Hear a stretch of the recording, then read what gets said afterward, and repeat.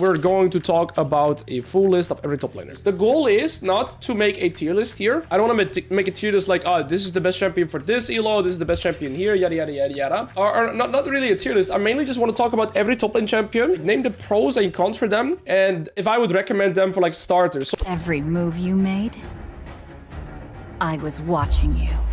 if you are serious about improving and climbing to your desired league rank, you're in the right place. This year, I've worked on laying out 2 courses that will help you in all aspects to improve. One is about all the fundamentals for the laning phase, and the other one goes in depth on tempo and the mid to late. I've been Challenger for 7 years and I can guarantee you that this will massively speed up your process and reaching any goal that you have set in mind. Both courses have a preview video where you can see the style of the videos, so check those out before anything. You can also always join my Discord to check out some reviews.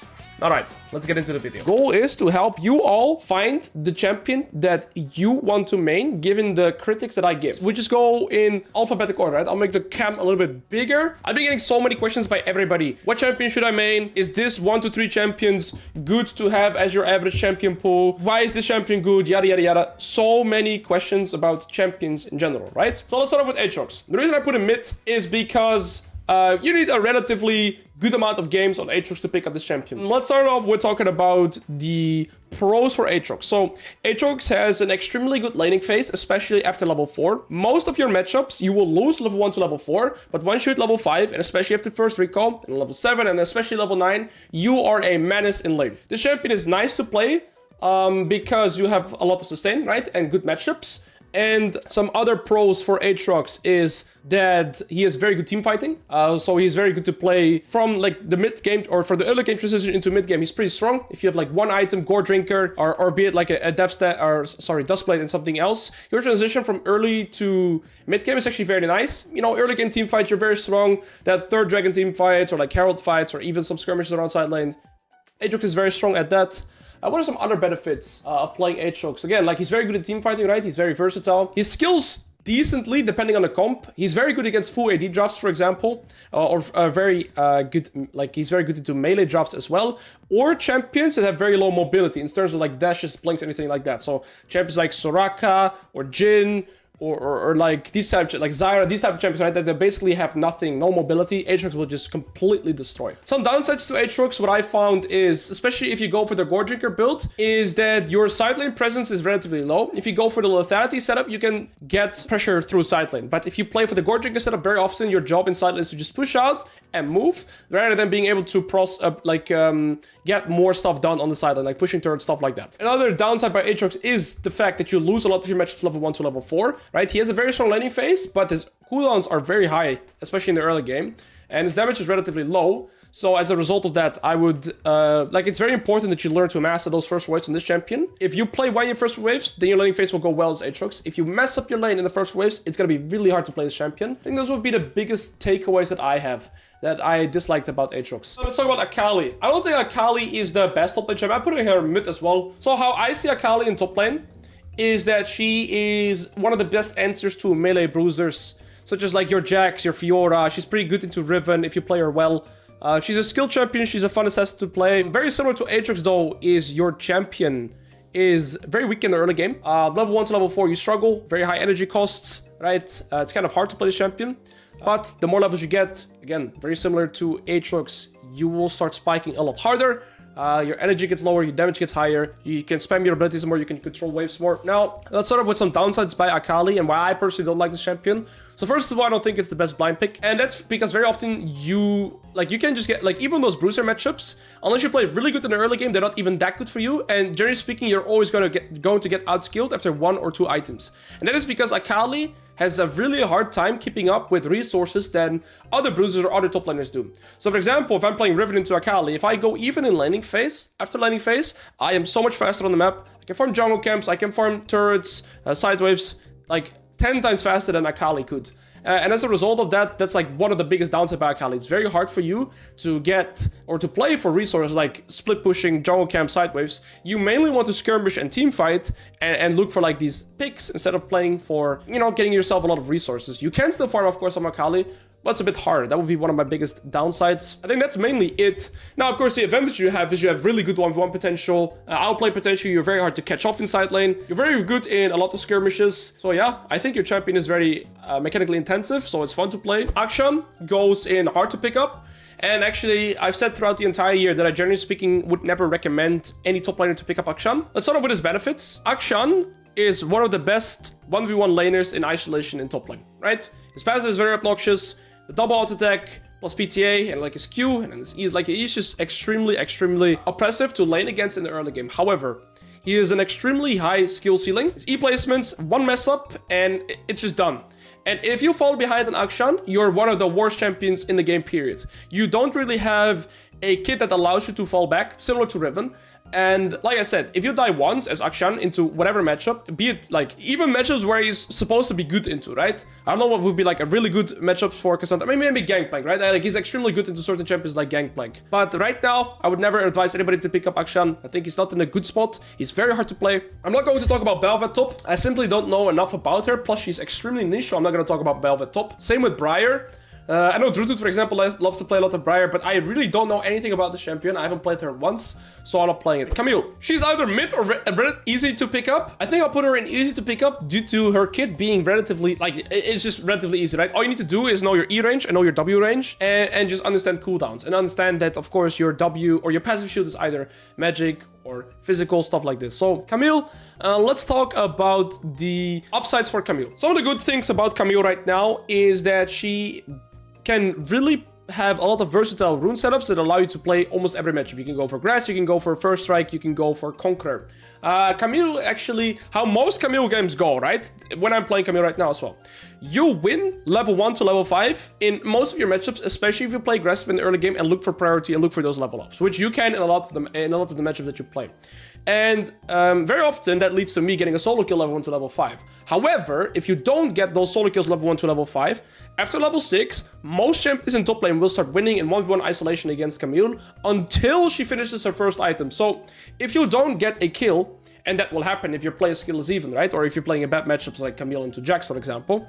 If you go even after the first 5 levels, then after level 6 it switches and you're just like either a gank setup, and if your team ignores you, or even you get weak-sided, you can't do much until you get your first item. And then also the transition from first to second item, if you are already behind, is so extremely slow that this champion just feels very lackluster. And that's also her biggest issue in high elo, because if you play against meta champions such as like Rumble or stuff like this, it's really hard to get to your second item. But then, of course, the counterpart to that is, if you get those early kills, which happens very often if you're playing this champion well, you will snowball out of control, and Camille is one of the best champions with gold. All of her items are extremely expensive, like Hydra, Trinity Force, Spear of Sojourn, Death Sentence, Aatrox, these kind of items. But Camille is so extremely strong with gold that if you spike fast into Trinity Force, your transition from first item to second to third is so ridiculously fast. And you start one-shotting turrets, you can teamfight, you're one of the best roaming top laners, right? Camille has the best kit to roam out of any top laner, I would say, to catch anybody off guard. Yeah, those are the benefits by Camille. I love playing this champion myself. I don't like playing her high elo where people permanently play meta champions, but I've had one of the highest win rates playing this champion, because if you get ahead, you will take over the game, and it's very hard to stop a Camille that's snowballing, because she's so fast on the map, she's really good at 1v1, 2v2s, even though you only have single target damage, she's just extremely strong. She can one-shot anybody on the map. If you learn to Q prep, this champion just becomes a menace. Cassiopeia, do we put Cassiopeia as a top player? I think she is.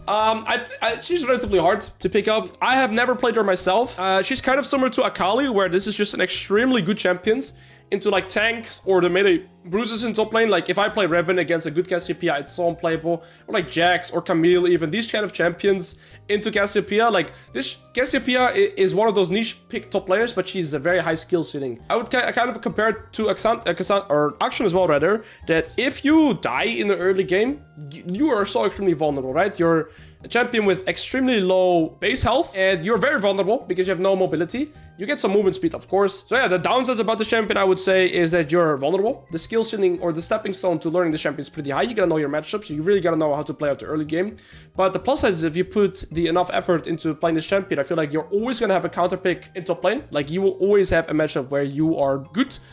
You can win most matchups in 1v1 isolation, but yeah, League of Legends is not the 1v1 isolation game, so that's what you always gotta keep in mind playing this champion. One of the best counter picks that you can have in top lane, it would be Cassiopeia. I think she's one of those best pocket picks. But again, you need a lot of games to make Camille or to make Cassiopeia work consistently, because I've played against one Cassiopeia in this climb when I was doing Camille. I killed her, like, or no, I started E, and she instantly lost lane, and she could never recover. So it's a hard champion, but if you pull her off, she's one of the best counter picks. She skills amazing, wins most lanes. But yeah, there's that risk factor that I would say is her biggest downside. Cho'Gath, I mean, this champion is just... I would put Cho'Gath beginner level, right? You can play Cho'Gath in very different ways. You can play him AP with like Everfrost, Hill of Blades, these type of setups. Or you can play him just grass and a full tank. It's more so matchup dependent and playstyle preference. The reason why Cho'Gath is so easy because his kit is super straightforward. You land your Q, you use W as a silence, and you use E to just hit right, you land Q, right? Cho'Gath is a really nice passive that helps new players learn the game. Simply because of the amount of sustain that you get, you'll be able to focus more on... Basically, this champion is quite forgiving to play because of the amount of sustain that you have. And very often in low MMR, people don't know how to approach a champion like Cho'Gath, basically because of his amount of sustain, right? It's very frustrating to play against. They trade equal health, or they look for trades. They trade somewhat even, and then Cho'Gath just gets full HP again because of his passive. So I think this is an amazing champion to pick up, especially if you want to look more for the tank class. And what is his downside? He has no mobility as a tank.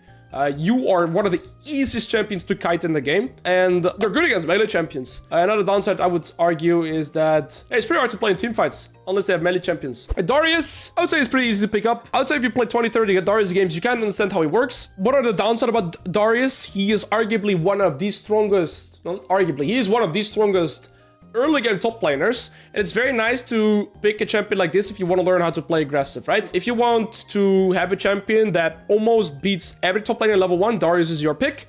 You can always get priority. You can really decide how you play the early game crashes. You're amazing at 2v1ing in the early game as well. This champion is the definition of stat check. If you land your passive level, or if you get your passive level 1, you get 3 longswords worth of like stats. You get 30 AD, right? Which is 3 longswords. Which is like there's no champion that can get that much value from a passive. And that's why he's like a base like one of the best stat checkers, right? Downsides is that he has quite a few counter picks, especially range champions. It's pretty easy to kite, but yeah, his upsides is he wins most matchups. Or at least in the early game, right? He can control most matchups. Very easy kit. You gotta land E, get passive, that's it. He has no really hard, intricate combos. Some attack cancels with auto W, that's pretty much it. And then you can buffer your Q after your W auto attack. I think he's an amazing champion. I'm also looking forward to doing unranked matches on Darius. And one more thing I guess I can say about Darius is that he's extremely reliant on summoners, especially mid to late. If you join a teamfight without Darius, he's half a champion. Similar to how Riven needs Flash in teamfights. If you don't have Ghost and or Flash as Darius in a late game teamfight, you are nothing. Dr. Mundo. I mean, he's beginner level, right? Dr. Mundo is very beginner level. So let's talk about the downsides of Dr. Mundo first. First of all, he is a tank with no CC. I mean, his Q slows, that's it, right? So he's one of the few tanks that has no peeling, no CC, no knockups, no disengage, nothing, right? So he's a tank, but I would put him more so in like a bruiser / fighter class, because even though he's a tank, he doesn't really have like the things that you would expect from a tank, right? He doesn't really have peel, doesn't really have CC. So there's that. Mundo only builds health, so he really hates playing against any champions or items that build health percentage. So Blade Rune King, Divine Thunder, mostly these two is what you have to look out for, or some champions that have a lot of percentage health in their kits. And then another thing is that he's extremely weak early laning phase. Like, you have to get through the early laning phase, and then you are fine, but you are super weak in the early game. Oh, he's classified as a Juggernaut, I see. Now, what are the upsides for Mundo? I love playing this champion myself. Untableable, thank you so much for your tier 1 subscription, boss. Now, the upsides for Mundo is that yeah, maybe I should put him in easy, right? Because of his nature to mess up in the early game, but then again, you have your Q range and you can play from Q. So I put him in beginner myself. The benefits that you have is that you are a Juggernaut / tank that is able to split push and or team fight and skills extremely well in the game. You have that late game security because the way that Mundo works right now is he gets, depending on his max HP, you convert, or not convert rather, you get, based on your max HP, you get 4% damage. So if you have 6,000 HP, you will get, how much is that? 240 AD in stats, just because of your passive. So as a result of that, Mundo, bad early, skills really well, decent in teamfights, but no CC. He's really good against champions that have no dash or anything like that, and he skills extremely well. FIora. FIora is a tricky one, because there's 2 ways to play FIora. You can play FIora with Grasp. If you play FIora with Grasp, I would put her in mid. If you play FIora with Conqueror, she is hard to pick up. So there's 2 ways to play FIora. Now, I'll explain the 2 differences. FIora mid with Grasp, because if you play Grasp Sorcery and you go Divine Sunderer right now, she is very easy to play because all you have to do is just spam Q to poke. You don't really go for extended fights, you're always playing to Q, poke, Vital. You can win any melee or even ranged matchups with this setup because of Grasp Sustain. If you have Grasp and Vital and you hit a champion level 1 with Scorch, so you do 120-ish damage to them and you heal for 50 damage flat. 50 damage flat from 1Q in the early game. It's crazy how much that is, right? Because if you do 120 damage to them and you heal for 50, that's like 1.5 health potion that your opponent loses. So this works into range champions, this works into meta champions, because nobody can match FIora sustain if she lands some vitals. So yeah, the grass setup is really easy, relatively easy rather. But the real skill is if you play Conqueror FIora. Generally speaking, if you want to pick up FIora, I'd recommend playing Grasp and Divine. If you want to really learn how to get to the ceiling of the champion, you play Conqueror, but you get a lot less sustain. You like to go for extended fights, you like to search up the limits, and that's really where she shines as well. But again, this requires you a lot more games. There is like a few extremely good FIora players like Potent, for example, that are able to make this work, and that guy can be on 1 HP and randomly one-shot you, but it's very hard to replicate. Gangplank is hard to pick up. The reason why Gangplank is so hard to pick up is because you're gonna need on average 200 games to be decent at this champion. What are some downsides about Gangplank? He has no mobility. If you fall behind, you're likely to go very far down because you can get snowballed on very easy because you're a melee bruiser without mobility, right? So those would be the biggest downsides by Gangplank. Plus he has quite a few counter picks like hard matchups to play. Now, what are his upsides, right? What are the plus sides about Gangplank? So one of the biggest plus sides that instantly comes to mind for me is legit highest gold income champion that you can play because of his Q passive, right? Every minion you Q, or if you Q a barrel, for every minion that you kill, you get 7 extra gold after level 9. That's a crazy amount, right? Because so if you kill a full wave of 6 minions, you get 40... right? Yeah, you get 42 extra gold, which is ridiculous, right? And it also comes with jungle camps and all that stuff. So this champion is the highest gold value in the game. He has extremely good scaling. He's good at team fighting, pretty good at split pushing. And if you go even as Gangplank in lane, especially if you have like the Gangplank setup or like the first strike setup with Resolve, if you go even in terms of CS, you'll probably be almost a full item ahead of the curve of your opponent simply because of how much gold you generate on your champion. But it is also very hard because your laning is quite weak. So you have to really find the balance. I think you having good fundamentals on a champion like this is extremely important. And again, you really need matchup knowledge. This champion requires game investment. Another way to put it is, for example, if we look at Riven or FIora, there's quite a few champions that can come close to the skill ceiling of those champions, right? But Gangplank, the only 2 Gangplank players that I know that are like extremely mechanically intensive, especially with their barrel placements, is like Tobias and Solarbacca. Almost nobody else is that good with Gangplank mechanically. This champion has extremely high skill ceiling, very high stepping stone, super hard champion, but he's very rewarding if you play him well. Garen! I mean, this guy is the GOAT. Any beginning top laner, just play Garen. Like, you know, LS would say pick any. Alois tells you to play Garen. Why play Garen? For multiple reasons. What are the downsides of this champion? He loses most matchups level 1 to level 4. You don't really have like dashes or mobility like that. Sucks playing against ranged champions. But yeah, and his kit is relatively limited. That's like an actual downside by Garen, right? But that is also a plus side if you are a beginner. And the reason why that is because your kit is so simple, you're allowed to focus on so many more aspects in the game, like your wave manipulation, like checking the junglers, learning matchups, all that stuff, focusing on item purchases. You can control a lot more things in the game, or look at a lot more things in the game, because you don't have to think that much about your kit. Your kit is so straightforward that the only thing that you have to think about is what ability in this matchup am I going to use my W on. That's it, right? That's like the mechanical intensity that your champion requires. Another few upsides that you have with playing Garen is that his passive allows you to always trade equal health against other champions and then come out on top because you heal so much. You heal, especially mid to late, like you heal for a crazy amount, but even in laning phase, that passive already allows you to be a lot more durable in laning phase, and that gives you so much more safety in lane. If you make mistakes, you can very often still get back simply because of your passive. So you're allowed to make more mistakes and get away with it because of the nature of your champion. So that's why I recommend Garen to almost any turning top laner. And you have good team fighting, you have good split pushing, you have good 1v1 potential. Unfortunately, you only have single target damage, but that's fine because you just one-shot one target. Gnar, I would say, is mid to pick up. Me personally, I'm never a really big fan of Gnar. Also because I was forced to play him when I was playing competitively and I hated this champion. And I was sort of with my cons of this champion. So me personally, I'm not the biggest Gnar fan. And that is because I feel like Gnar is the Ezreal of top lane, in the sense that you're just a lane secure, but you're not really like a super oppressive champion. You secure going even in lane always, and you can get some small leads, but you can't really snowball on this champion. I always say this guy is the jack of all trades and master of none. You're decent at laning, but not super good or not oppressive. You're like decent at split pushing, decent at team fighting and like engaging, disengaging, but you're never really good at something specifically. So I feel like this champion is kind of jack of all trades. Pretty decent to blind pick unless enemy has like an Irelia up in their pool, or like he's pretty hard to play against champions like Jayce. I would say the champion is decent to start off with. He has a lot of sustain when you play the fleet setup, and especially with your Mega Gnar. But yeah, like I said, this champion is just lane security. You'll find it hard to fall behind on Gnar unless you make a super big blunder. But that is also why I don't really like playing the champion too much myself. He is some fun though, but I think my view on Gnar might also be tainted because of competitive play. I am going to do unranked masters, of course, in the champion eventually, but I think right now he's also just not in the best spot. There's so much better ranged top laners than Gnar right now, and there's just nothing really that Gnar excels in right now. So I think he's not the strongest. Gragas, I mean, is he even still a top player with all the passive nerfs and stuff like that? This champion is relatively hard, by the way.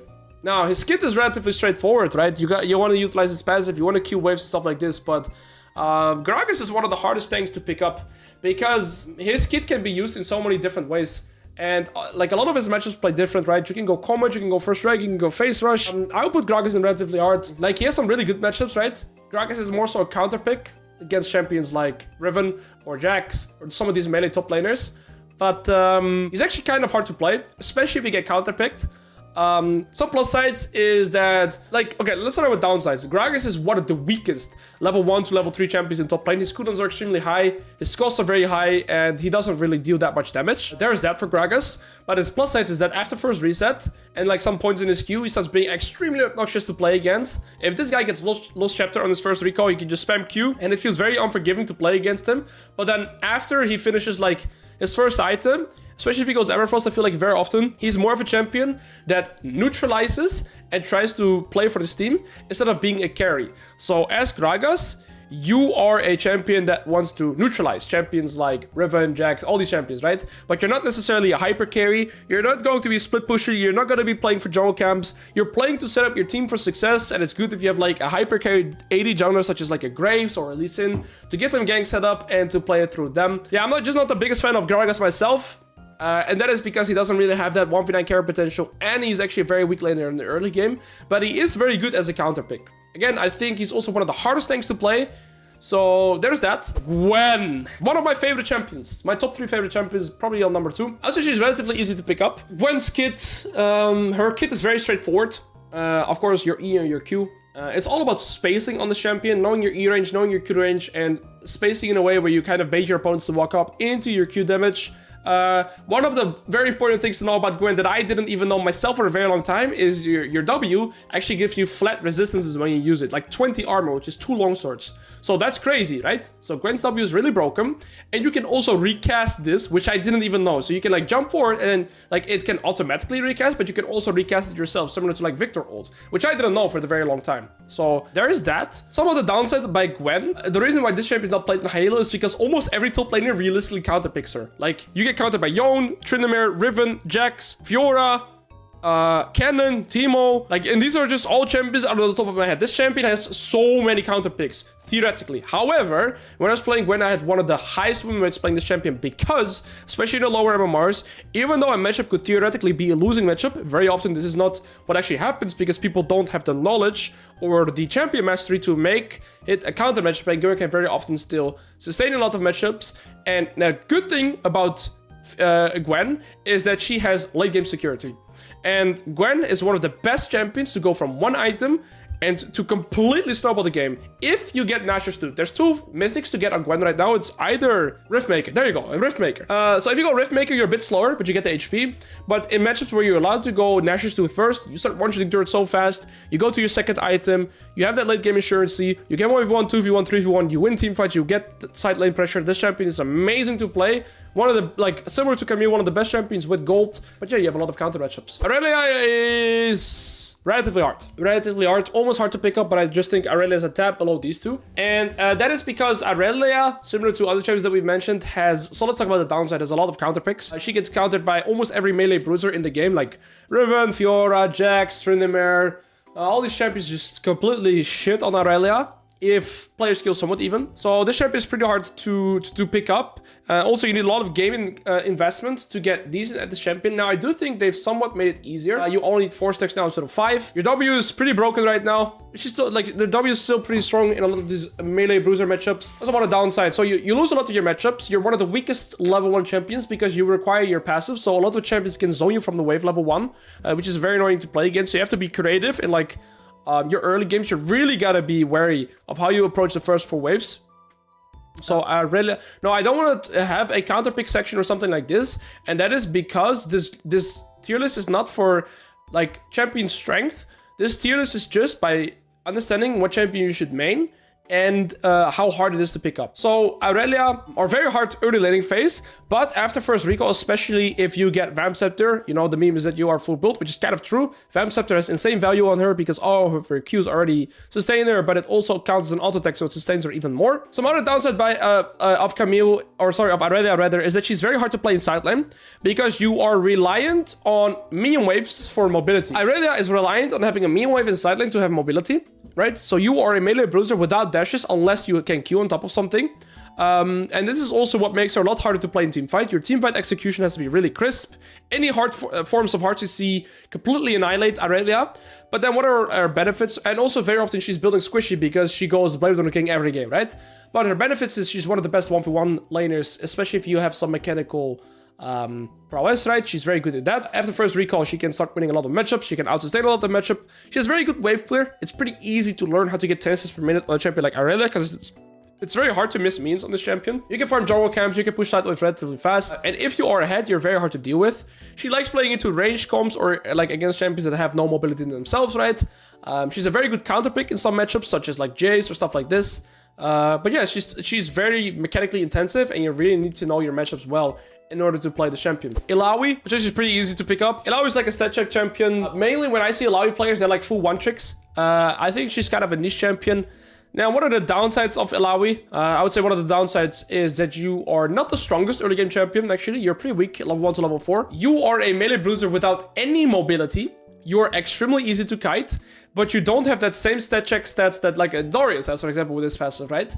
Any ranged champion will make your life living hell if you get kited. You're pretty bad at team fighting, but the the plus side for Illaoi is that she has extremely good split pushing, especially with Hullbreaker. She has really good 1v1 laning because she's still stat checker if she lands E. Her E is one of the most frustrating abilities to play against. She's very good at 2v1ing, especially if you play against a melee top jungle, right? So let's say you have like, I don't know, a Hecarim jungle or like a Graves type of jungle, like a Lee Sin jungle. If I'm playing like Riven, Lee Sin into Illaoi, I'm always scared of ganking her because 2 melee champions with Illaoi is just like recipe for disaster. This champion can always 2v1 you. It's very hard to play against. And it's kind of just playing dodgeball into the champion, right? It's managing to dodge her E. You're in a good spot. So if you really like a split pushing playstyle, and you want to have lane dominance, this is one of the best champions for you, but you're pretty bad out of your side lane, or like if you don't have some tentacles already set up, like this champion needs setup. That's also why she's pretty bad in team, but you need a few tentacles to help you deal damage. So yeah, this champion is just good if you have like your own crib in the side lane, and you're just chilling there with your tentacles, hoping to land your E and then one-shooting somebody. That's kind of how you play the champion. I rarely see this champion. We can talk about Heimer top, I guess. So you play this champion if you are a pig and your parents know. You just play this champion if you like to be annoying, unironically. This champion has perma push.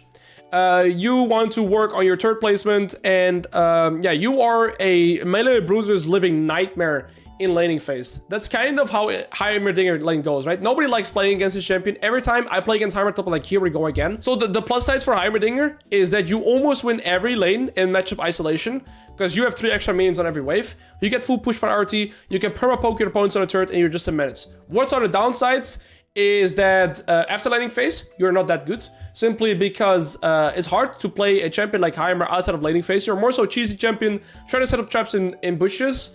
But you can't really progress that well on side lane. I guess you can farm jungle camps pretty well, but you are extremely vulnerable to gank unless, again, you're playing against melee champions similar to Illaoi, right? Your champion needs setups. Instead of tentacles, it's going to be turrets, and you're very good against melee champions.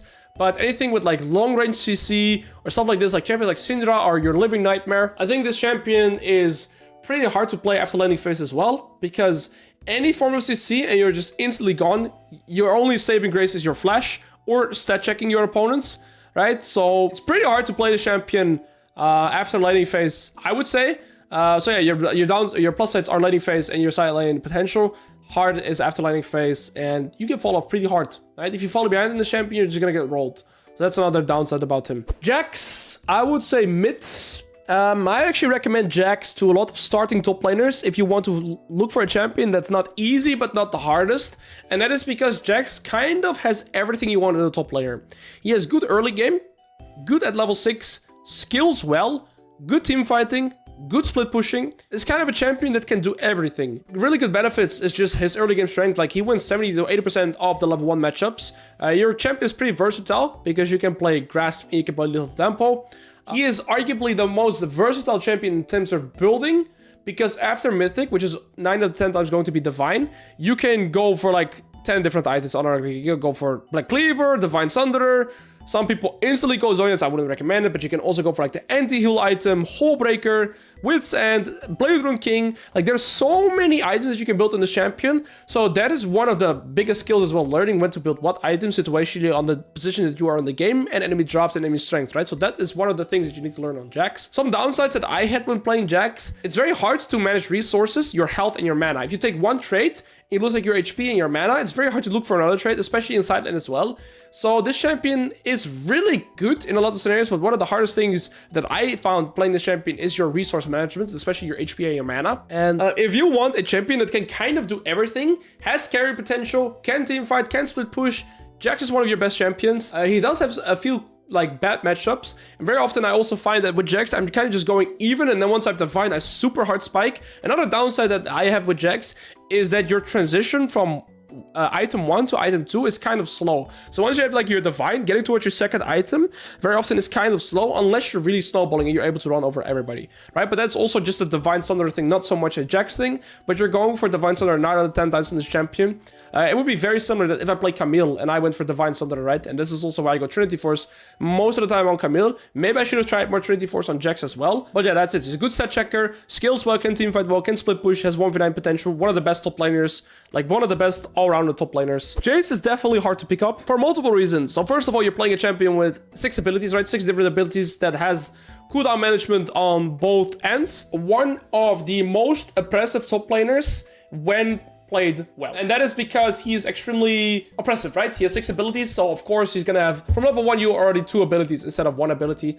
You have a range form, you have a melee form. He's very versatile. If you're skilled, you can almost play any matchups in the early game as well, because you can sometimes even go for W start against champions like Irelia, or you can go for like E starts against champions like Jax. This champion is very versatile and has extremely high skill ceiling. This champion can kind of do everything as well. He can split push very well. He spikes extremely hard on every item that he finishes, and his items are not that expensive, right? His mythic is usually Eclipse or sometimes Gore Drinker. Then your mana mune is pretty fast, and you can also go really fast into, I can't think of it, but you guys know what I mean. He also has super versatile rune setups, which is also, I guess, some of the skill that you would require on this champion, because you can go for Phase Rush, you can go for First Strike, you can go for Conqueror. I think he's one of the, like, most amazing champions to learn in top lane. But again, yeah, Soreljas, you're going to need like 200 games minimum to get half decent at this champion. But I feel like this is a champion that if you main him, you will not get bored with playing him. Some of the downsides though is that he's very hard to blind pick. He has a lot of counter matchups. For example, Malphite, Irelia, like these type of champions, they are just brain dead. I mean, Irelia still has some counterplay, but like playing Jayce to Malphite, there's so little counterplay for your champion. You're playing a melee champion or range champion in top side, like a mix, right? Without mobility, you have no dashes, so that's one thing. You're always very reliant on your flash. But he kind of can do everything, right? He's very fast at split pushing because of his range W as well. Very nice combos, but high skill ceiling, hard to pick up. Wouldn't recommend it for a fresh player. Also because he has 0 sustain in this kit, right? That's always something very important in top lane. The reason why these champions are so good is because they have sustain. These champions have somewhat sustain as well, right? But these champions, I mean, Gangplank does have sustain, but they are just so hard to play. Also because they have no sustain, right? And especially if you are more of a beginner top laner, these champions can fall back and you're allowed to make more mistakes. If you make one mistake and these champions are like one blunder, good luck getting back in the game.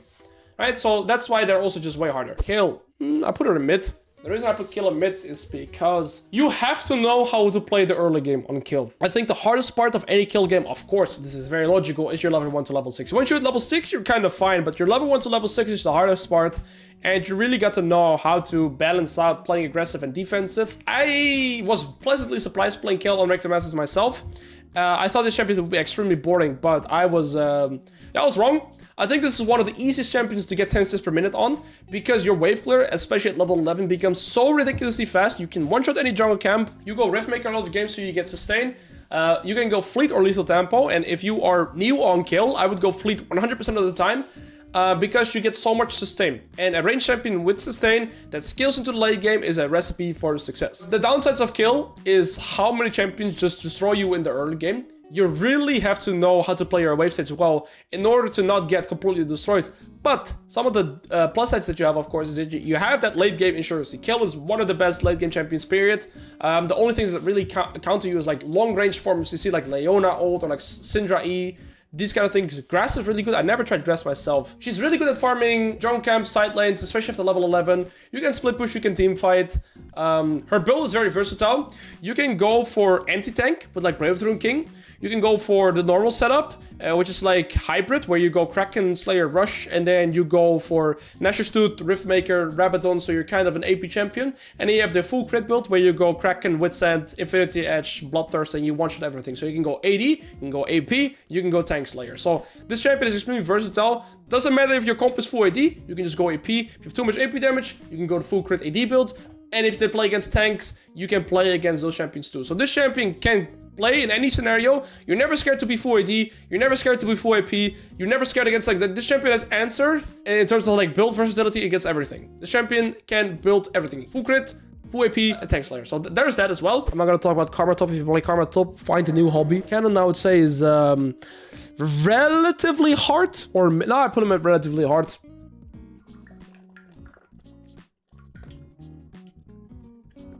You piggy, stay hydrated as well. It's good to drink your water. Let's talk about the plus side of Kennen. Oppressive top lane champion, right? You're one of the most oppressive ranged champions from the get-go. You can always go for an 80 starting item like Cole or T-Plate, and your auto attacks in the early game are very oppressive. Like, he's not that oppressive before first reset, but after first reset, especially if you get like the Hextech alternator, this champion starts hitting like a truck. You let QW pass if somebody's already half HP. You're one of the best champions in isolated 1v1. You've got extremely good team fight. What else is really good about Kennen? So 1v1 is really good, laning is really good, extremely good team fight. Some downsides that I find whenever I'm playing against Kennen is that after laning phase, it's hard to play this champion unless you are already super far ahead, which you can get from laning phase, right? But if you're even or something like that, it's kind of hard to play Kennen because it is relatively hard for your champion to clear side lanes and farm any jungle camps. You really can't.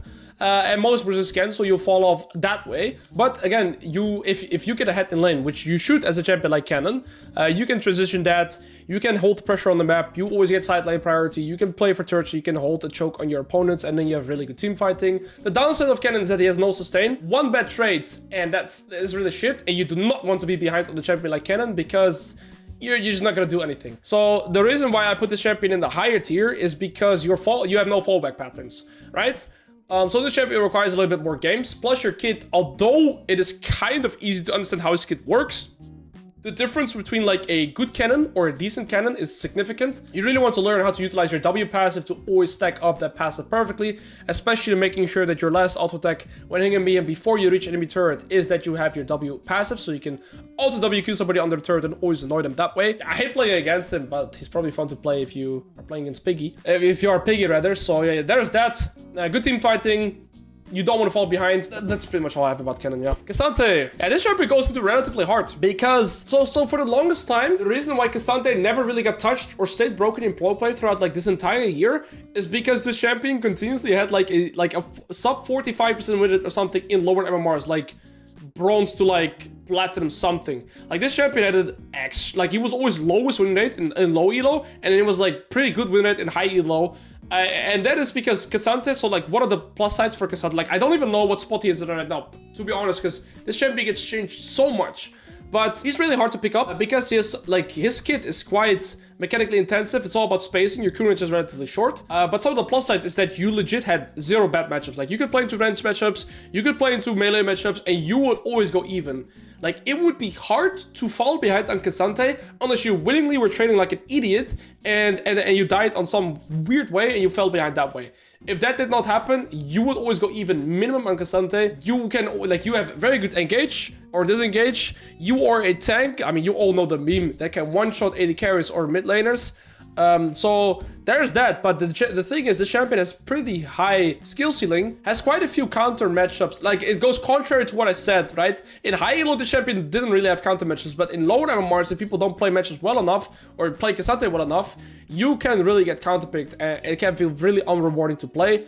This champion kind of sucks from behind as well. But yeah, I mean, this is one of the most versatile tanks that you can have, right? You can engage, you can disengage, you can peel really well. Good laning. I'm kind of contradicting myself what I'm saying about, like, that he has counter picks and good laning. But that's also depending on the MMR that you play and you own skill on him. I think this is one of the harder things to play, right? If you compare, like, a Mundo or Cho'Gath to a Cassante, it's way harder to play Cassante. Your kit doesn't drain you with sustain. And you have a pretty intricate kit in terms of, like, you need some spacing on this champion. Kled is easy to pick up. Kled is a champion that's probably going to surprise me when I do unranked to master with him, because I was never a fan of Kled. And that is because his kit is so one-dimensional that you can kind of only go in and you want to permanently fight, right? Now, what are some upsides of Kled is that your champion is allowed to play extremely aggressive. You win a lot of 1v1 duelist matchups, especially if you pair this champion with Ignite. One of the biggest downsides for Kled for a very long time was the fact that he gets outskilled very fast after he went like Gore Drinker or Stridebreaker. But you can also just rush like Hydra Eclipse type of builds now on this champion, which makes him super, super strong and actually gives him that scaling option as well. So some of the plus sides for Kled is that you have very strong laning phase. Especially 1v1 with Ignite. You have very strong snowball potential. You have decent wave clear, not super good, but decent, especially if you go Hydra. So I would recommend playing this champion with Hydra myself, because then you can farm Drone Camp side wave very fast.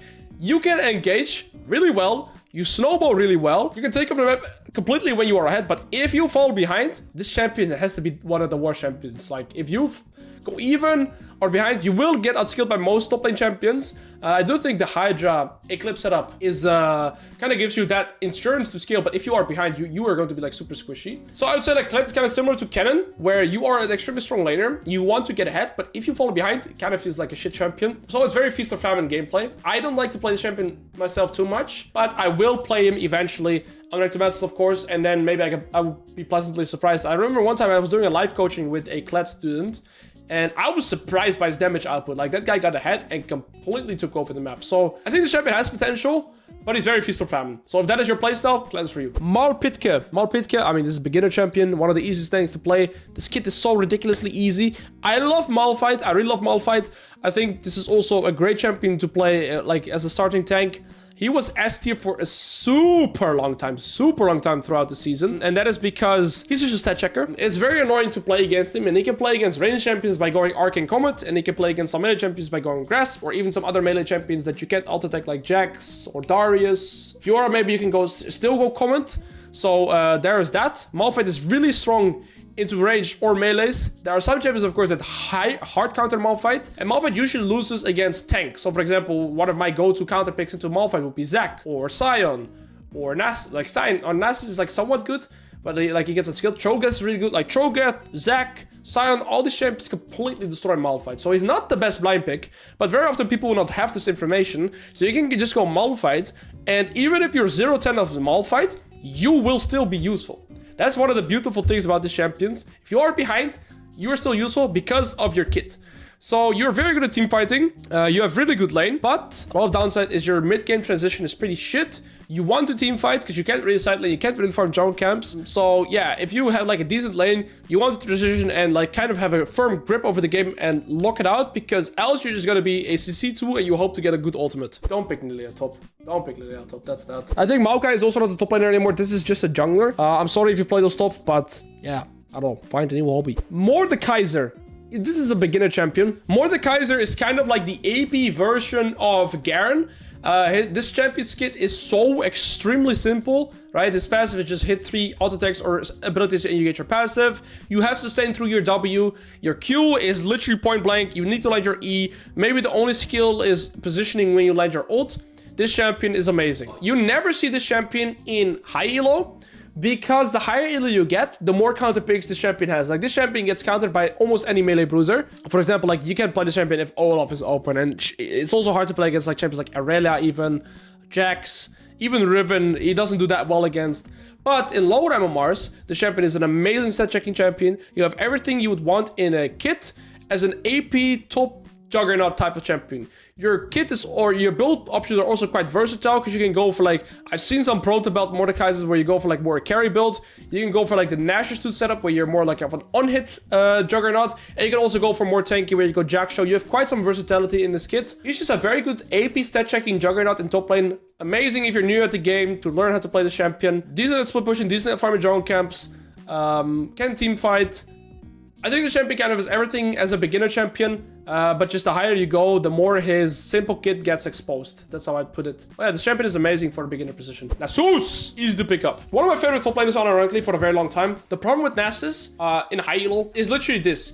When playing Nasus, you're more so left to the mercy of your opponent instead of your own gameplay. Your opponent decides if you get to eat or not. Does that make sense? You're literally a dog and your opponent is your owner, right? They decide if you get minions or not, because it's all about wave management against this champion. Now, of course, with that reasoning is the lower MMR you go, the better it is for you, right? Because you will have that late game insurance. So some of the positives about Nasus is that his kit is extremely easy, right? His kit is extremely easy to play. Your passive gives you life steal, so you have sustain.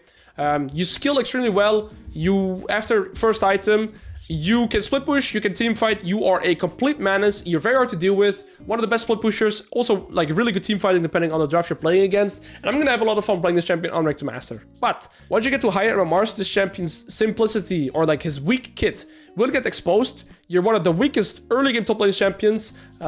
You can actually pick lethal tempo on Nasus, which I actually would recommend. And then you can still stat check some champions because of the lethal tempo, they don't see it coming. But yeah, this champion is just hard to play because you're more so reliant on the skill of your opponent. And sometimes the matchup that you play instead of your own ability. But if you go even on Nasus, you will win 1v1. So there's that. Olaf. Olaf is amazing. He's like between beginner and easy to pick up. I put him in easy to pick up because there's still some skill expression in this kit. But Olaf is also one of those champions that like, he's very similar to Darius. Olaf is a champion where you win around 80% of your matchups from level 1. He is an extremely good stat checker. He has... this is a champion that you want like to learn how to play aggressive, how to utilize level up timers, how to decide early game crashes.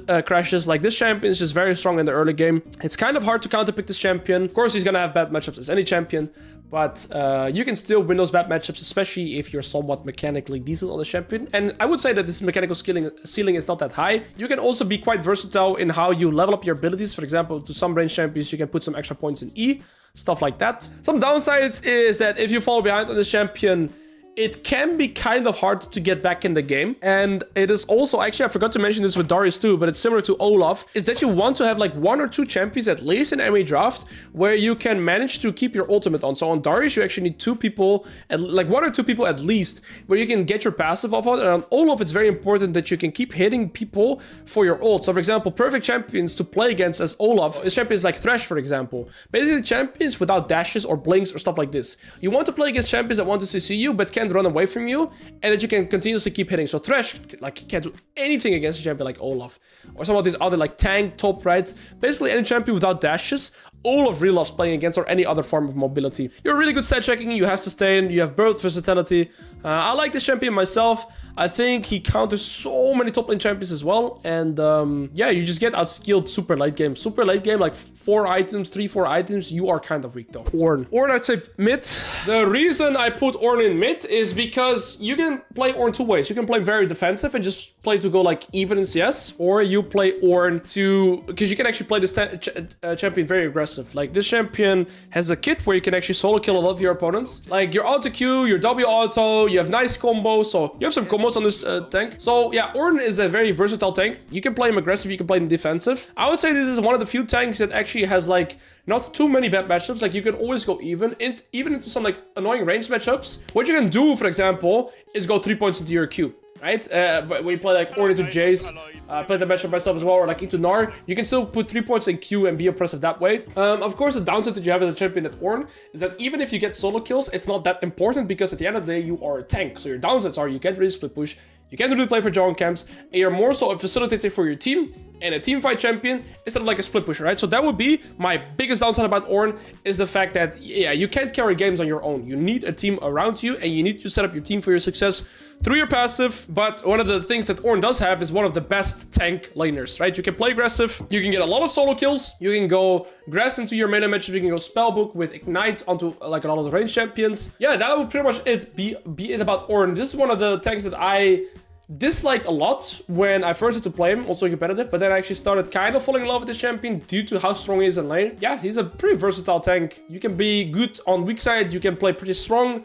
You're like champion that can engage, disengage, peel. Yeah, that's pretty much it for Ornn. Pantheon I would put in easy to pick up, between mid or easy to pick up. But this champion is I mean, maybe a bit higher skill ceiling than this champion on this list. I mean, this one is kind of hard to place. I'll put him on easy to pick up. I think you need like 20-30 games to get relatively decent on Pantheon. I think the hardest thing would probably be managing your passive in a way where you always get your passive at the correct timers, right? And some of the combos that you use, but it's still relatively easy. This champion is similar to Olaf and Darius. These type of champions, you win like your matchup 70% of the time. I think Pantheon is in one of the best spots that he's ever been in historically. In the past, the reason why I refrain from Pantheon ever is because you are strong in early lane, and then after first item you fall off and you get outskilled by every champion in the game, unironically. But now Pantheon has Eclipse. He gets access to armor penetration by Eclipse Cleaver. So Pantheon has really strong early lane, and this champion spikes extremely hard on every item that he finishes. So like after first item you spike really hard, after second item you spike even harder. I do think your mid game you kind of fall off a little bit, but in even late game you can one-shot everything again. Like I played one Pantheon game the other day and my late game Q on any target dealt like 900 AoE, right? Which is crazy, just as flat, like one Q poke, 900 damage. Crazy. Pantheon has really good early game and really good late game, has extremely good laning phase, is one of the few top laners that has a global ultimate to roam, but that is also one of the downsides because a lot of Pantheon matchups you hard win level 1 to level 5, but it kind of can get harder for you after level 6 because, for example, Pantheon Riven is unplayable for Riven pre-level 6, but after 6 Riven can actually play it because Pantheon ult does nothing in 1v1, Riven ult is amazing in 1v1, right? I find it hard to find downsides about Pantheon. Maybe one downside is that if the champion falls behind, he has no good fallback patterns, he has no sustain, right? But that gets countered by so many benefits that this champion brings. I think he's an amazing champion. He's one of the best spots he's ever been in. I think Eclipse is amazing on this champion. All right, Poppy, easy to pick up a mid. I'll put him in easy to pick up. I mean, she does have some skill expression with her E and W, so maybe I'll put her in mid. Like, she does definitely have some... I don't know. Piss off, bro. You're Poppy. You're going in easy to pick up. I hate this champion with a passion.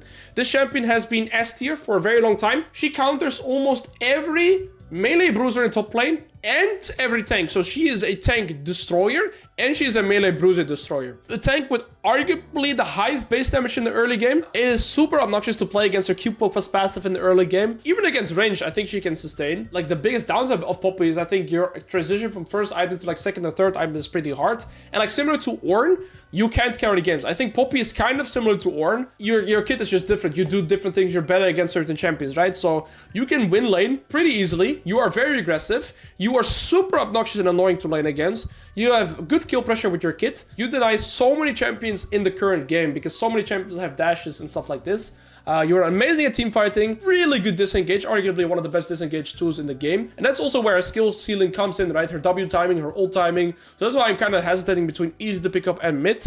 But your laning phase is kind of straightforward. And like, you need 20 games on Poppy, you know how to lane on the champion. But she has no sustain, like most tanks. Yeah, and no 1v9 potential. But you are good at destroying tanks. You're good at destroying melee bruisers. I hate this champion as a Riven main. Quinn, easy to pick up, mid to pick up, easy to pick up, mid. I think the thing is, I would recommend for Quinn players to not be stupid and pick PTA. I think what you mainly should be doing on Quinn is picking Fleet. And Fleet is one of the best runes in the game right now for these ranged top lane champions, such as Vayne, such as Quinn, which makes them so oppressive because you become a ranged champion with sustain, and that makes it very hard to deal with. Very good counter pick, decent bind pick. What are her downsides? No fallback patterns, no sustain, unless you run fleet, and no mobility, right? Like, if you get ganked by a champion with CC, or like ranged engage, like Zac, Nunu, even champions like Elise, stuff like this, there's nothing you can do against Quinn. There's nothing Quinn can do. But in 1v1 isolation, you are similar to Akshan, right, in terms of strength, but you have a lot simpler kit. It's just auto E, auto E.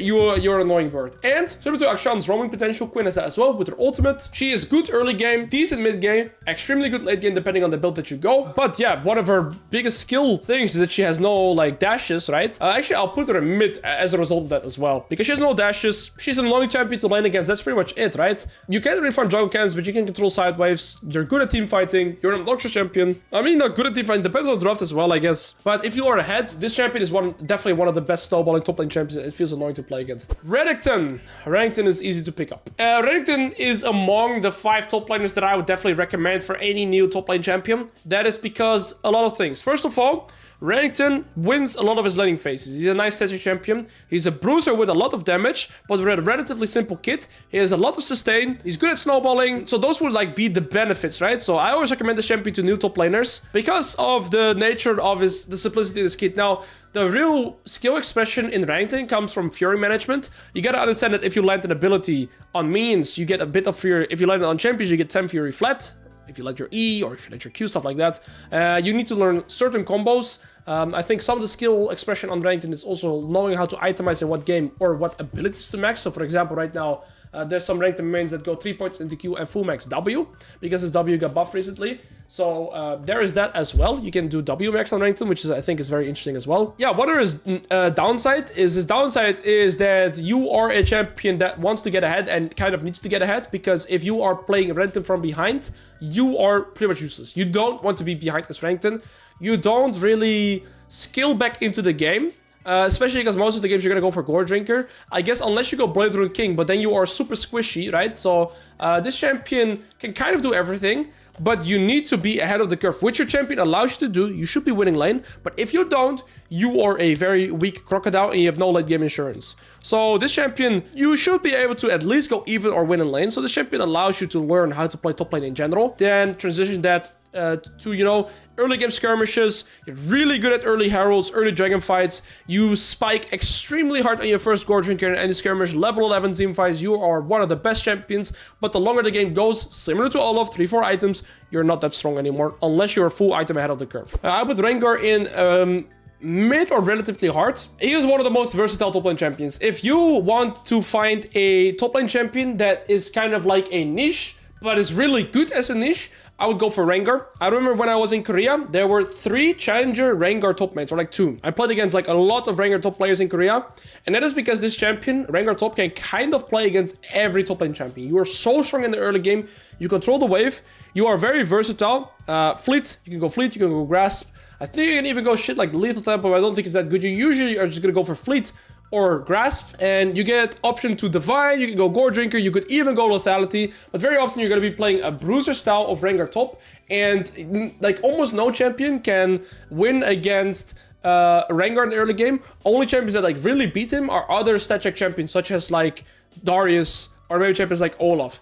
Right? So like if you are a Rengar top player, just permaban Darius and you'll already have a much better time. If I wanted to find a niche pick that people didn't really know too much about, like how to trade into it and how to generally speaking approach the matchup, Rengar would be my go-to. I think he's an S tier top laner, and if you learn how to play this champion well enough in terms of combos and trade patterns in your matchups, you're gonna have such a fun time because people are not going to really know how to trade against you, how to approach you in general. Like your damage output, this champion is just amazing. I'm kind of hesitating to putting him at mid, to like relatively hard to pick up. And when I look at the other champions on this list, it's kind of hard to place. I put him relatively hard because I think he does have some skill expression. Riven, see, I'm putting Riven in either hard. Yeah, I'm gonna put Riven to hard to pick up. Now, before people get angry, okay, I understand Riven.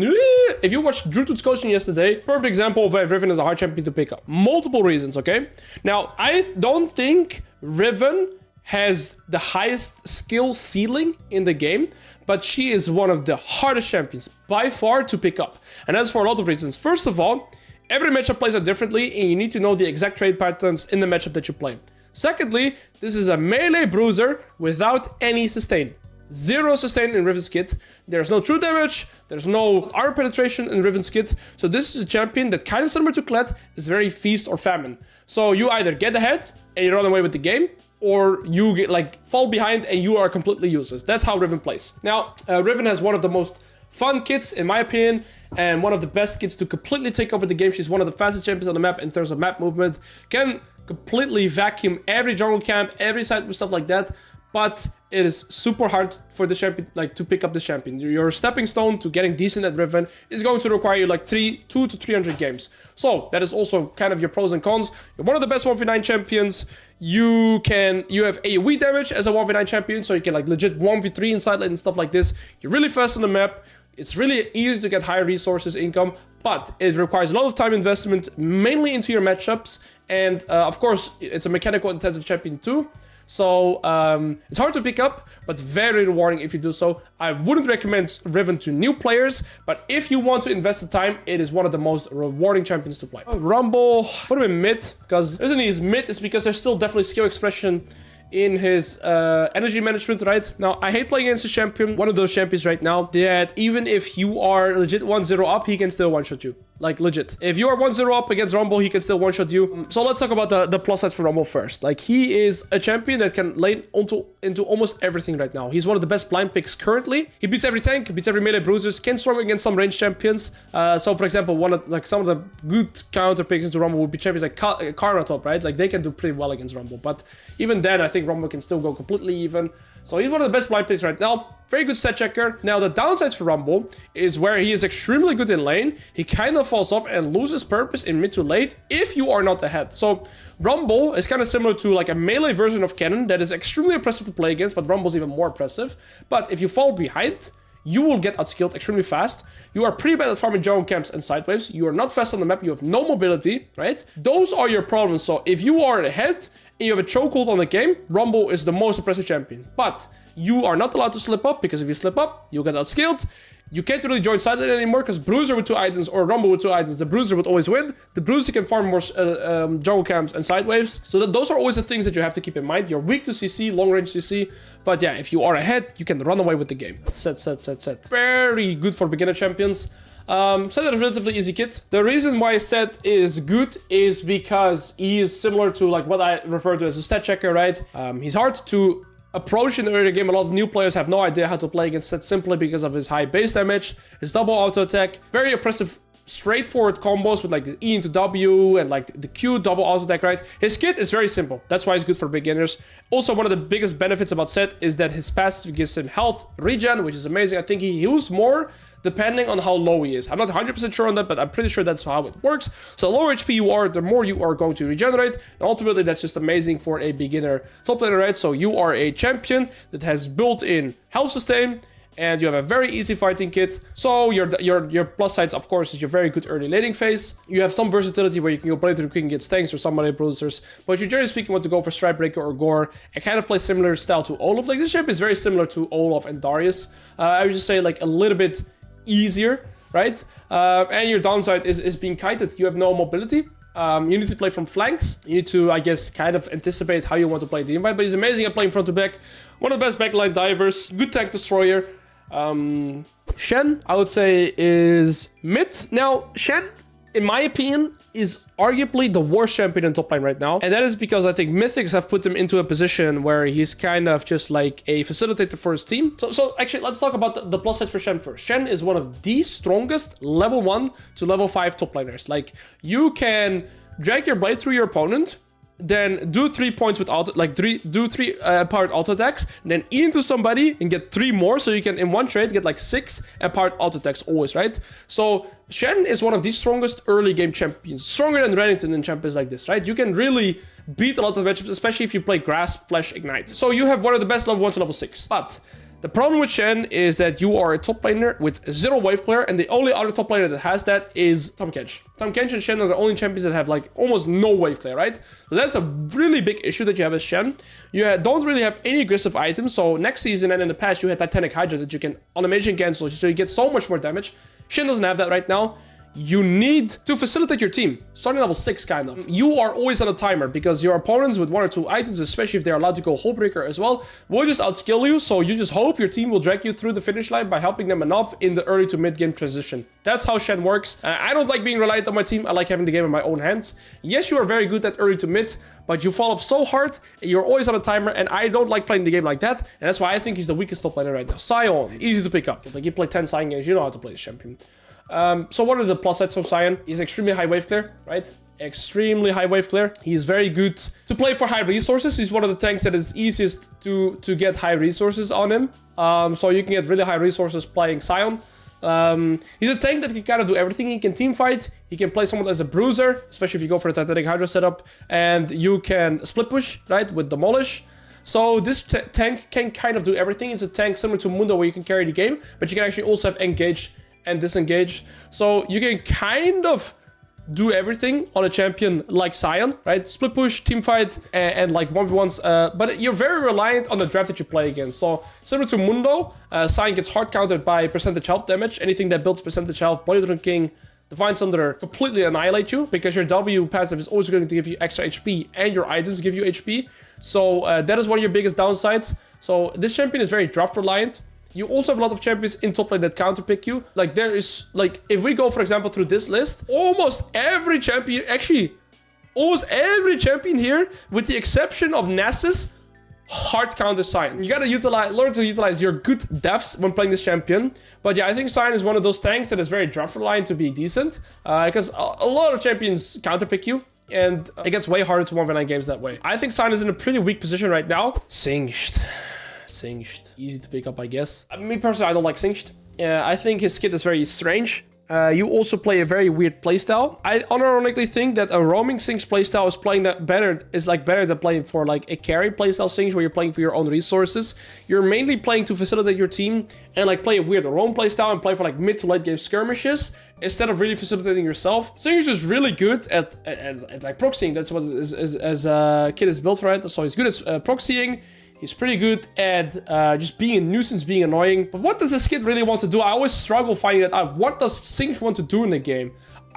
Is it split pushing? No. Is it team fighting? I guess he's decent at team fighting, but not super good. You're literally running into your opponent, right? So I find it kind of hard to decide what you want to do as Singed in the game in general.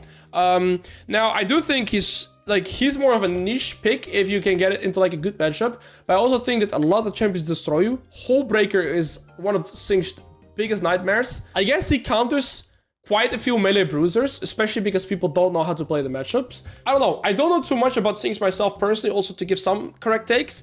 But like you can't really farm jungle camps on Singed. You can't really split push as Singed, which is qualities that I would want in a top laner. But yeah, the benefits that you have is you have extremely good roaming. If played well, and if you know your limits, you can really beat a lot of melee bruises and even some tanks. You skill pretty decently, but you fall off very... Like, you're a good mid-game champion, but you fall off super late. I just find it hard to find the strength of Singed. Like, the only really good Singed player I know is Kuba, and there are some other Singed players in EOS, like Marvin. But what this guy does, unironically by the way, is he skips wave 1, proxies wave 2 and 3, dies, runs bot and hopes for a flip. That's literally it. Kuba is good. Kuba, I find it hard because he knows the limits so well. But I don't know any other good Singed player. And I just find this champion hard to like myself. Tahm Kench next. Easy to pick up for sure. Alright, so Tahm Kench.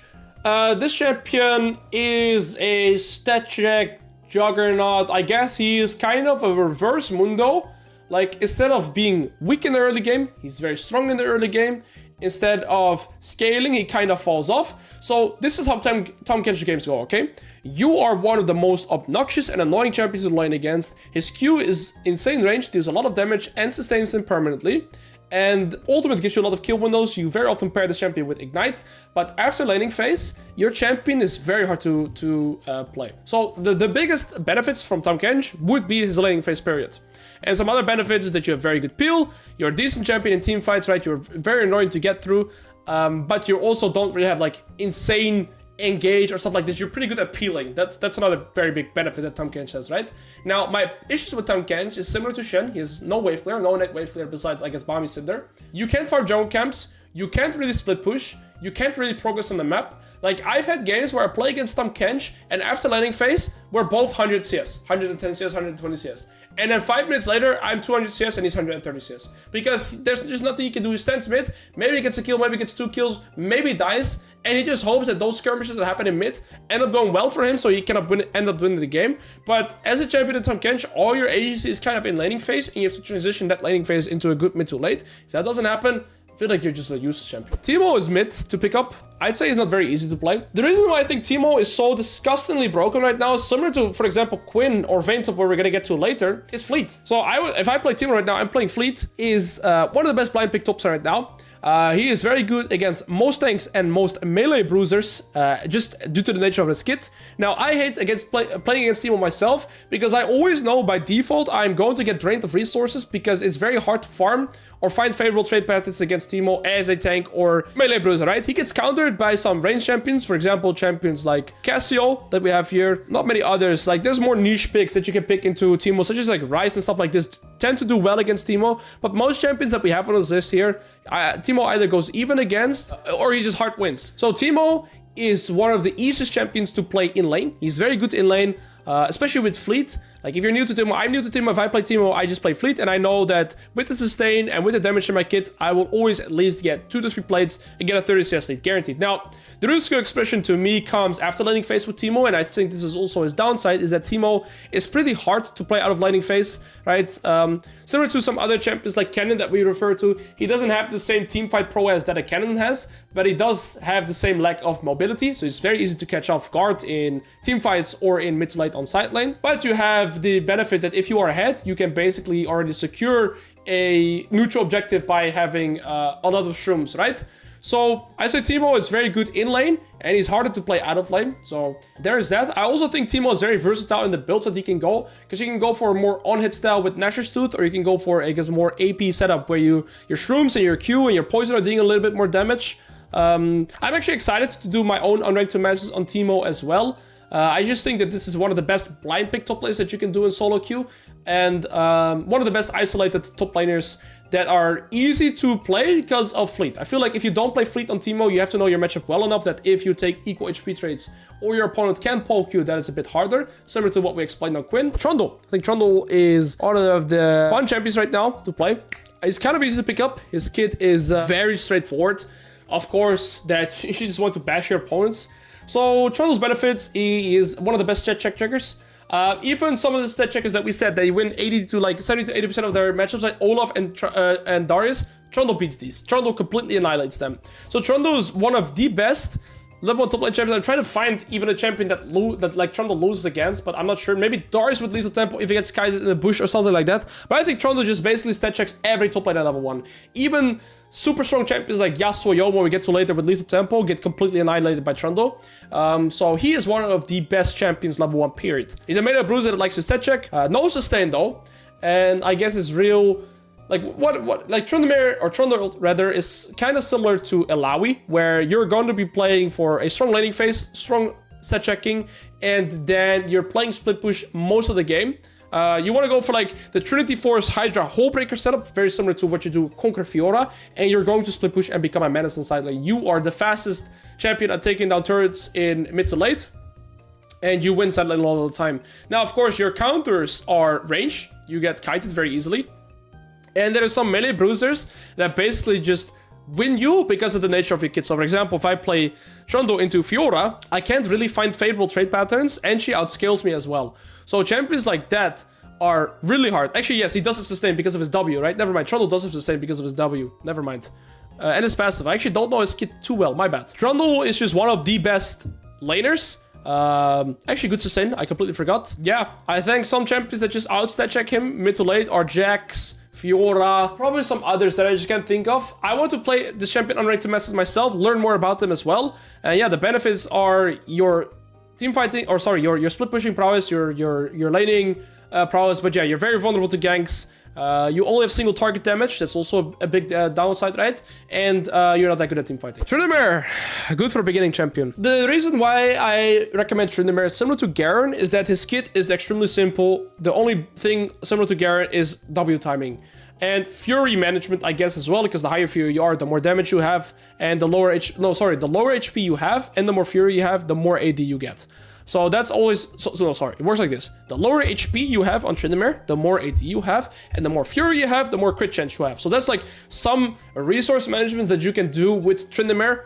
But this kit is very straightforward. Now, similar to Garen, what you want to learn when playing Tryndamere is either really know your all-in windows super well, or start learning how to utilize equal health rates, where you dash into your opponents, you right click, and you go away, they lose 50% of your HP, you lose 50%, and you walk away with a win, simply because of the nature of your kit. You have arguably the highest sustain of any top laner, and his kit is just so brain dead to play against, right? So if you want a champion that has the 1v9 potential of Riven, right? Because you're super fast on the map, you can split push, you can team fight, you can do all of this, but doesn't require the amount of games that you would need to play Riven. Tryndamere would be my go-to. You're super fast on the map, you one-shot sideways, one-shot jungle camps, very good 1v1, good at split pushing, and yeah, you just gotta have to learn how to do those equal health rates, fight your all-in timers, learn some of the matchups, but I think Tryndamere is one of the best champions to be like a beginner and a 1v9 champion. So, Set with D-Shoot second wind has so much more than Tryndamere. What if you got Tryndamere with D-Shoot second wind and Q? No,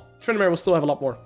So, yeah, this is one of the best champions to pick up. If you're new and you want a carry champion that isn't super hard to learn, Tryndamere is your go-to. Udyr I would put in mid, or maybe even relatively hard.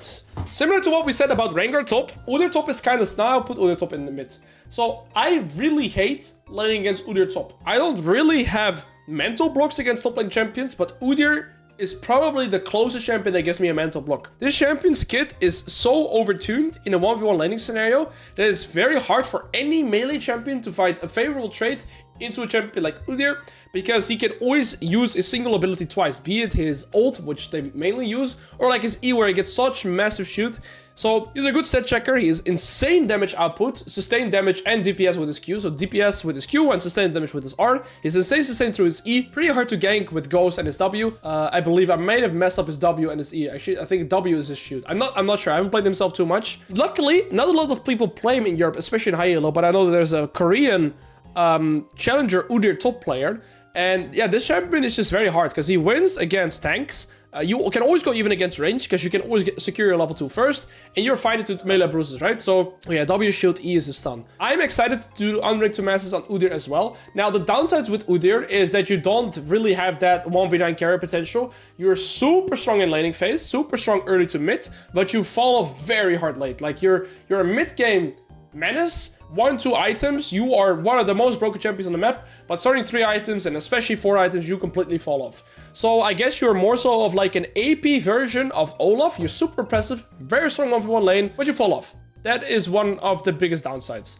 I think, similar to Rengar, if you want to pick up a niche top lane champion that people have no idea how to lane against, but is actually very strong, Udyr would be my go-to. Urgot, easy to pick up. One of the easiest champions to play in top lane. Also, the highest, I think, DPS output in the, or like burst output in the early game. Because if you do auto attack E, auto attack with PTA, you one-shot almost any champion, maybe besides like Trundle and like Darius. So Urgot, I feel like, has quite a lot of downside, but let's start to talk about the good things first. So good things first about Urgot is he is a good stat checker. He is very obnoxious to approach, especially for new players in the game, right? It's very hard to approach Urgot due to his high damage output. And now the downside is that he's kind of a melee champion with a ranged kit. He, like, his E sure has mobility, but it's not really good mobility. So he's kind of an immobile type of juggernaut. I think the champion, though, has some ways to make him work. I think approach velocity, for example, is extremely good on Urgot to utilize your kit more with your Q. He has very good early game. I think he falls off a little bit mid to late, or mid game, but actually his late game is ridiculously strong. If this champion is even in the curve or slightly ahead of the curve, it is very hard to take him down, both in side lane and in team fights. He's extremely good at playing front to back, right? If you have anything else that has burst in your team, you just ult the first target and you are a complete menace. I played him one game recently against some Riven myself, and I really like him. I think I was surprised with his damage output in late game as well. Some downside is that he has no sustain, but a lot of Urgot players also sometimes run Fleet. You can go Fleet or PTA in this matchup, or on this champion rather. But yeah, the downsides I think for Urgot is since the mythic changes, I think this champion has always been in a weird position. Like there's not a mythic that's really good for Urgot, right? You don't really want Gore Drinker Stride, I guess is somewhat okay, or Jack Show is like somewhat okay, but these are kind of not the items that you want. Like he's one of the few champions that just always rushes Cleaver. I think this champion is going to do a lot better in Season 14 with Mythics being removed. Yeah, that's the thoughts I had about Urgot. Okay, I mean, let's talk about the two most disgusting, piggy, annoying creatures in top lane, Varus and Vayne. Both are kind of similar. I think Varus is easy to pick up and is arguably one of the strongest top things I've ever laned against. Like, I don't think I've ever had less fun laning against something like Varus top. If you really are somebody that likes to make people suffer, you play Varus top. Like, I just find it very hard. Like, this champion only really gets countered by stuff like Yasuo and Yone maybe, but even into Yone he can win 1v1, and Yasuo is not a free win. This is probably the champion in top lane right now with the least amount of counter picks. You play Flash Barrier, so even some of these stat checkers don't just stat check you, like Olaf for example, like he can still one-shot Olaf. And the most disgusting part about this champion is that he goes like a tank build, where he goes Blade of the King, which is extremely good for 1v1, and then he goes Radiant Virtue, so he becomes so tanky that it's like he just stat checks you. Yeah, one of the downsides is that you are extremely vulnerable to ganks. Extremely vulnerable to ganks. But you are, without a doubt right now, the best top laner in terms of 1v1 potential. Like, I'd rather lane against 10 Rumbles than 1 Varus. I'd rather lane against 10 Cannons than 1 Varus. I'd rather lane against 10 Teams than 1 Varus. I've never had less counter options playing against a Varus top. As a Riven, that has to be said as well, of course. And you just hope your jungler destroys this guy. If not, it's very hard to play against this, really. Actually, Sejuani, that's a good one. I like to talk about Sejuani. I think Sejuani top is decent. I'm gonna put her in easy to pick up. I played a lot of Sejuani when she was good for professional play as well. That's mainly when there was still the old Iceborne Gauntlet with Bami Cinder. But Sejuani is a pretty good top player. That is because her benefits is that she actually is very strong early lane. She has a lot of damage in lane. Her W is actually physical damage, which a lot of people don't know. And you have extremely good wave clear, good 1v1 duelist potential, and that also allows you to basically be like a very good setup for your jungler. So you have good 1v1 potential, good solo kill pressure with Ignite as well. You, like similar to every tank, like Ornn or other tanks that I've mentioned, right, is that you just don't have that carry potential. That is always going to be the biggest downside about these tanks. I think Sejuani is somewhat a weaker version of Ornn right now. I think Ornn is a bit stronger than Sejuani, but there's some matchups where Sejuani would probably be do better, especially paired with some junglers, right? So Sejuani is very good if you have an AD melee jungler, very good for 2v2s, very good in team fights, easy setups, right, with your ultimate. But yeah, you don't really have side lane pressure, you can't really farm jungle camps, you can't really split push, you are a facilitator that wants to set up her team. So it's a tank, strong in lane, but doesn't really have carry potential. Talked about Varus, let's talk about Vayne. Vayne, similar to Varus, put her mid as well. Varus, I think, is easy. Vayne is mid because she actually has skill seeding and has a lot more ways to mess up. But the reason why Vayne top right now is so broken is because of Fleet. Like, I hate Fleet. I think it's such an overtuned rune. It makes champions like Quinn, Teemo, Vayne just so obnoxious to do it right now because it's a ranged top laner with sustain, and that makes it so annoying. Downsides of Vayne is that she's super vulnerable to gank, and similar to Varus, and that's kind of your biggest downside. And that you don't really have wave clear, I guess. That's also a downside of Vayne. You don't really have wave clear. But your upsides is that you win almost every 1v1, unless you get like hard counter pick by a weird other niche pick. You have good early, right? So level 1, like early game is very strong. After first recall, you're even stronger. And the longer the game goes, you get even stronger, right? So like Vayne is the late game security, is good early game, is good mid game. And you are managed in 1v1 isolation. Again, similar to Varus, one of your biggest downsides is being ganked. And that's, generally speaking, also going to be the biggest counterplay you. Varus, Vayne, two range top laners right now that are both very strong. They have very few counter picks. They're good blind picks. Everybody hates playing against them. But you're always reliant on, like, you're always scared of jungle ganks. That's kind of it. Volibear, I put Volibear in easy to pick up. Actually, no, I put him in mid to pick up. Volibear is pretty, like, even though his kit is very easy, I don't think Volibear is as easy as people make him out to be. I think there's the highest Volibear player that there is, I think, plays in Super Surfer, and this guy has a different room page for every matchup that he plays. So literally every matchup is like a different room page and different summoner setup, and he's just mastered the matchup so well that he knows what to do. Volibear, as a champion, a lot of lower MMR players struggle to play against him due to his stat check and extreme burst in the early game. Now, What you need to know when you play Volibear is that your first W is useless and your second W mark on somebody is game breaking, right? Because it deals like triple the damage and sustains you. So this champion is just one of those annoying stat check champions for melee champions and for tanks. He gets countered by range and also some melee champions that have longer range. He's a feast or famine champion. Like Volibear from behind is useless. Volibear from ahead is very hard to play against. He's also kind of versatile because you can play the on-hit AP split push Volibear. So you're actually like a Juggernaut slash tank that can actually split push very well. Or you can go for like the more bruiser teamfight build where you go like Cleaver and like the Iceborne mythic, right? So your champion is kind of versatile as a tank. I think you can also go for like Grasp and for Lethal Tempo. So you have some more playstyles as Volibear depending on the draft and the matchup that you play. So that's a very nice part about Volibear. That's why I also put him mid instead of putting him like easy. But yeah, his trade patterns are very straightforward. You want to land your E paired with your Q and you want to mark people and land a second mark. That's it, right? Warwick is easy to pick up, but he definitely does have some skill ceiling attached with like Q timings, E timings, ult timings, right? But his kit is very straightforward. If he's like above 70% health, he doesn't really, like 50% health, he doesn't really sustain that much, but if he's below 50% health, he just sustains infinitely. This champion has infinite sustain in his kit. He's an extremely good stat checker. His kit is very simple, and any tank slash melee bruiser just struggles playing against the champion in lane. Below 50% and below 25%, I see. So if he's below 50%, he has a little bit of healing. Below 25%, he is extremely, like, he's increased healing, right? Now, there is one Warwick OTP in EOS right now. I believe that is like top 30, top 40. Maybe he's even higher, but the Horlime is very high elo. So if you're a Warwick player, you want to check somebody out, I would recommend checking out Horlime. 1v1, isolated top laner, extremely strong. He has a pretty versatile kit. So how Warwick games go is that you are one of the most oppressive lane champions. You have infinite sustain. You have very good dueling power. You can even 2v1. Similar to Varus top, you very often play with Flash Barrier. Or like, maybe he goes TP now, actually. I saw that the other time. But very often he plays Flash Barrier or goes TP.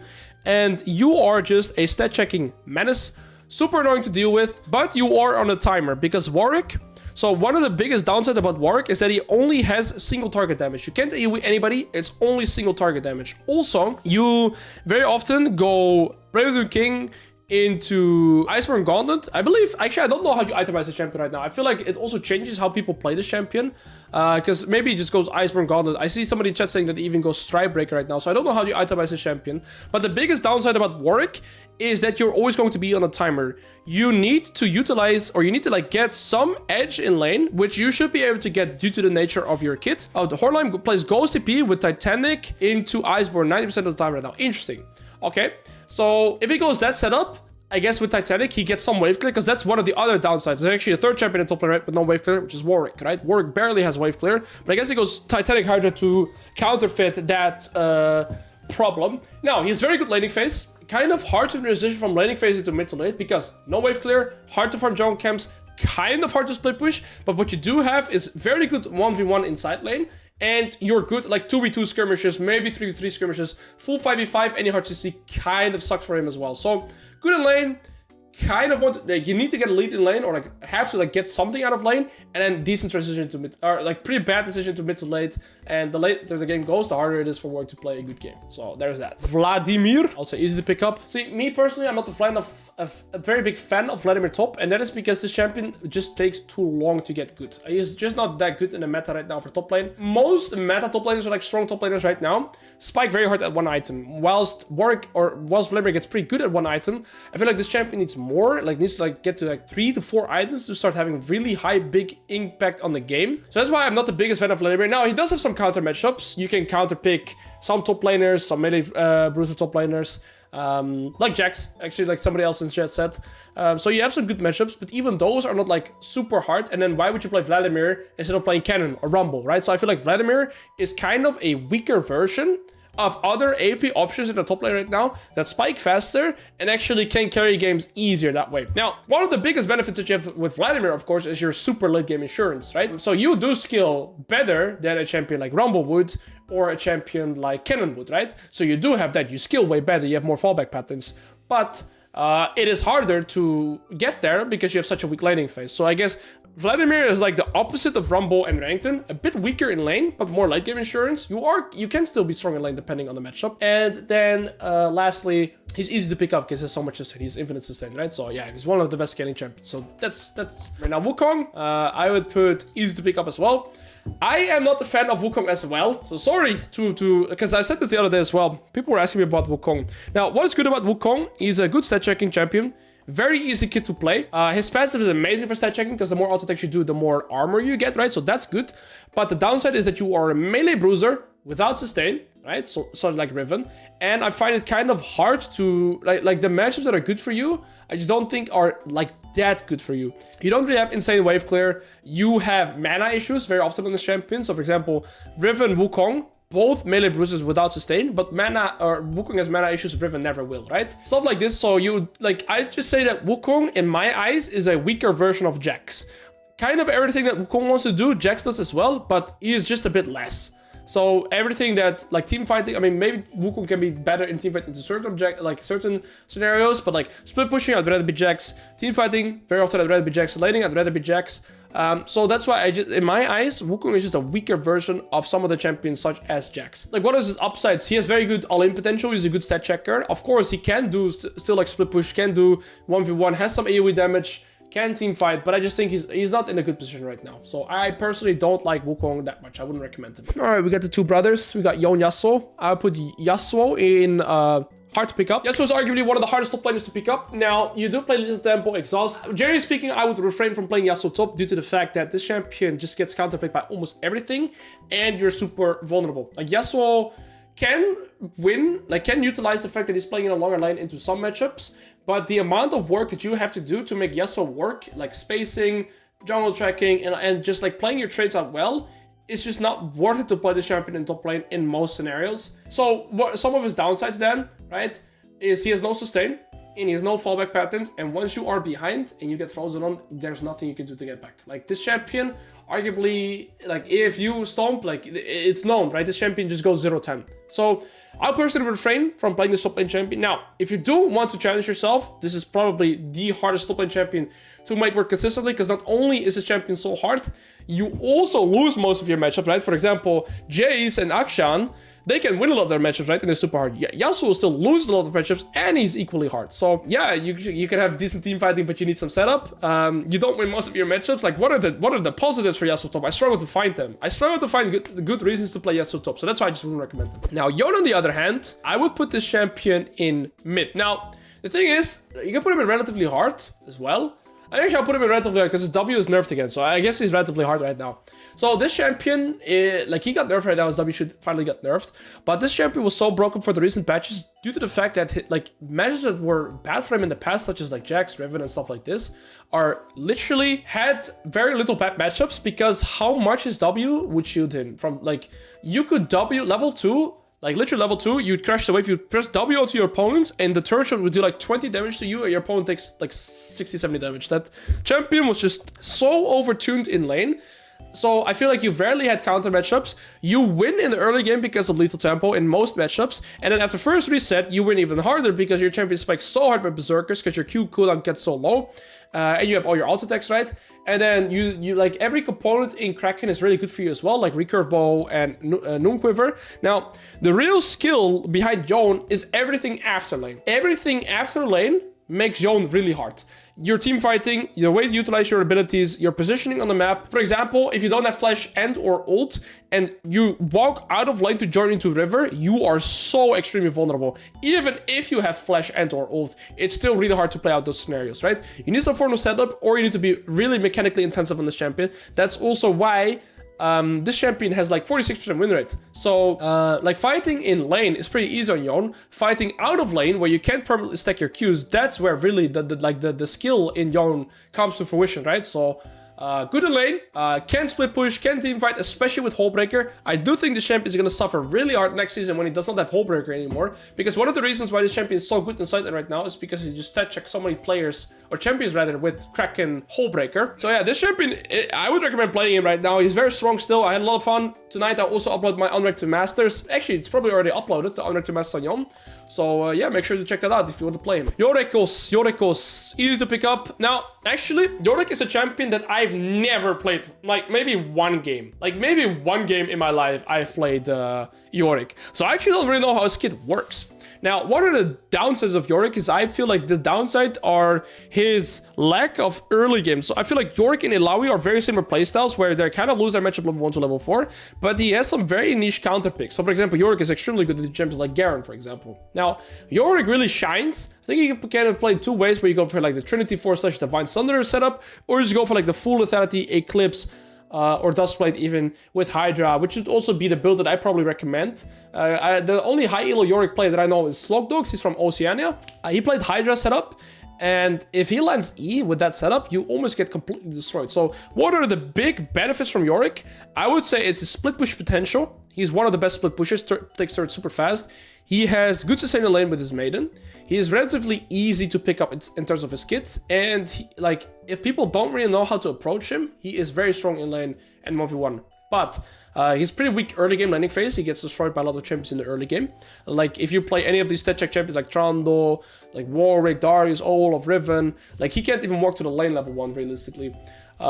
He skills very well though. He can be decent in team fights. I don't know too much myself about Yorick as well, so it's also going to be very interesting for me to play this champion on Rank to Masters and see how that would go. Yeah, I think this champion is kind of limited, but there is somebody that got into Challenger, so he has potential. Zach, because I actually mentioned him earlier as well. I'll put Zach easy to pick up. Yeah, I think if you play 20 to 30 Zach games, champion is amazing. Now, I remember in Korea, there was one Zach top Challenger player, and this guy blew my mind. I could not play against that guy. Like, Zach top actually has the limit to be one of the most obnoxious and strong early game champions and like skirmishers. Like this champion has insane dual potential. He has extreme high sustain because of his W, or like because of his passive with his blobs, right? He has very high damage. He has a good gank setup, good 1v1 potential. He can escape a lot of ganks, a lot of kill pressure, especially when you play the Grasp Ignite setup. They got his AP ratios interesting. Like, I haven't seen Zach top that much lately myself, but I know that there's a Korean Zach one-trick top. That guy was amazing at this champion. So yeah, what are your benefits? You have strong laning, you have a lot of sustain, you beat a lot of melee bruisers, and you beat a lot of tanks, and I think you can even beat some range champions too. Some problems that you have as Zach is that you, like similar to other tanks, this is always the issue, right? You can't 1v9 games, you're not a good split pusher, you're more so reliant on teamfight, but you do have extremely good engage and good disengage, good peel, super high damage for a tank as well. But yeah, you can't 1v9 a game. That would be one of my biggest downsides playing Zach. To reiterate what this list is for, it's a list where I talked about the pros and cons of every top laner and like why I would avoid or play a certain top laner and how easy it is to pick up in terms of strength. We've talked, I think, for like 2 hours straight on this list. I hope you guys enjoyed it.